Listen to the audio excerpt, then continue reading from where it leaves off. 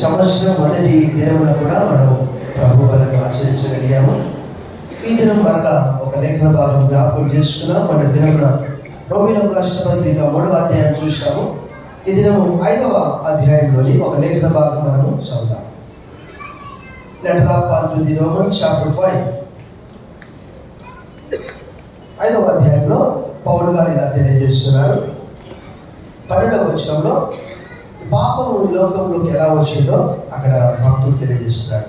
ఇట్లుండగా ఒక మనుష్యుని ద్వారా పాపము ద్వారా మరణమును లోకంలో ఎలాగ ప్రవేశించెనో అలాగుననే మనుషులందరూ పాపం చేసినందున మరణం అందరికీ సంప్రాప్తమాయను అనగా ఫుట్నోట్స్లో అందరి ద్వారా వ్యాపించను. అందరు చచ్చిపోతున్నారు.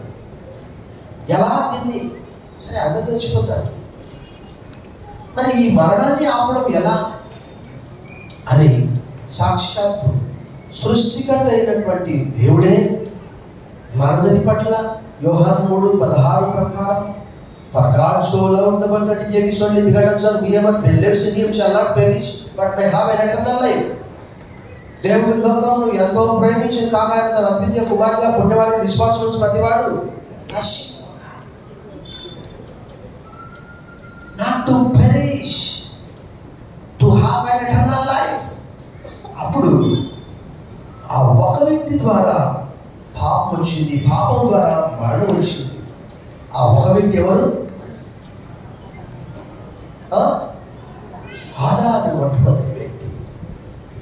అన్నాడు, ఈ పండు తింటే చచ్చిపోతావయ్యా అంటే 2వ అధ్యాయం 17వ వచనంలో అపవాది అన్నాడు, చావలే చావు, ఈ పండు తింటే నువ్వు దేవతల వలె ఉంటావు. You will be like God. God knows. ఎంత అద్భుతం, అంత బాధ అంటారు కదా. దిగంబరులు అయిపోయారు, కంటి పొరలు కాకపోబడ్డాయి, ఏదైనా తోటలో నుంచి వెలివేయబడ్డారు, ఎంత దేవుడి సన్నిధి కోల్పోయారు. ఎస్ట్రేంజ్మెంట్, సపరేషన్. మరలా చూడండి, ఆ ఒక మనిషి ద్వారా అదంతా ఎలా విస్తరించిందో అదే ఒక వ్యక్తి ద్వారా. చూడండి 5వ అధ్యాయంలో 19వ వచనంలో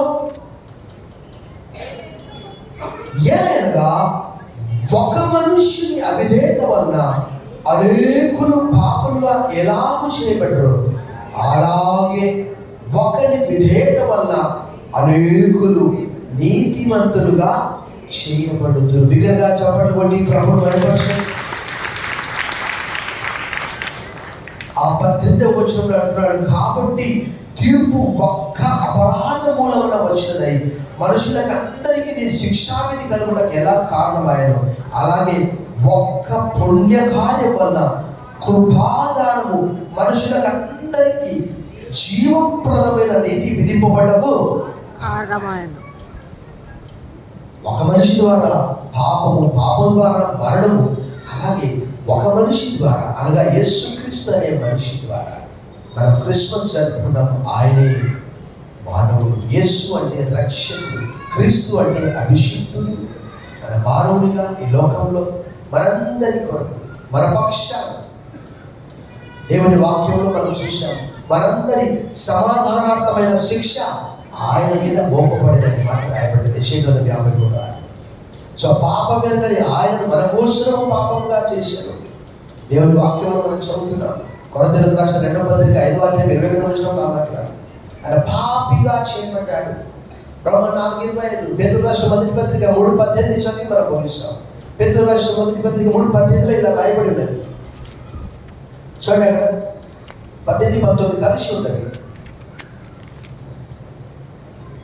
చాలా చక్కటి వాక్యం ఇది. చూడండి అక్కడ, ఏలైనగా మనలను దేవుని యొద్దకు తెచ్చుటకు ఏం చేశాడట ఆయన? అనీతిమంతుల కొరకు నీతిమంతుడైన క్రీస్తు శరీర విషయంలో చంపబడి ఆత్మ విషయంలో బ్రతికింపబడి పాపముల విషయంలో ఒకసారి శ్రమపడెను. సో ఇది చాలా స్పష్టంగా రాయబడ్డది. సో ఇది మనం తీసుకున్నప్పుడల్లా ఇది ఆయన శరీరం అని, ఈ ద్రాక్షరసం తీసుకున్నప్పుడల్లా ఇది ఆయన కాల్చిన రక్తమని మనము జ్ఞాపకం చేసుకొని పుచ్చుకోవాలని ప్రభు కోరుతున్నాడు. దీనికి మనం కృతజ్ఞత చెల్లిస్తాము. వరప్రసాద్ కృతజ్ఞత చెల్లిస్తాడు.